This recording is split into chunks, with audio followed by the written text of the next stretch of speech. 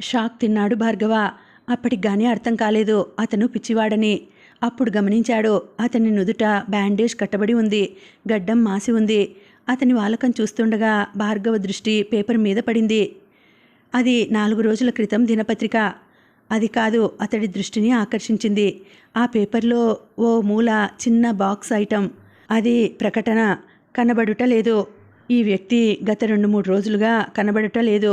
చిన్న యాక్సిడెంట్ వల్ల మతిస్థిమితం కోల్పోయాడు. పై ఫోటోలోని వ్యక్తిని ఈ క్రింద అడ్రస్లో అప్పగించిన వారికి తగిన పారితోషికం అందజేయబడుతుంది. దాని కింద అడ్రస్ ఉంది. ఆ ఫోటోలోని వ్యక్తి అచ్చు తన ఎదురుగా ఉన్న వ్యక్తిలాగే ఉన్నాడు. లా ఏంటి? అతనే. కాకపోతే గడ్డం మాసి ఉంది, నుదుటికి కట్టు ఉంది. యాహూ అని ఎగిరి గంతేయాలనిపించింది భార్గవకు. పొద్దున లేస్తే ఇలాంటి కనబడటలేదు ప్రకటనలు బోల్డ్ కనిపిస్తాయి పత్రికల్లో. ఇలాంటి వ్యక్తులు తనకు కనిపిస్తే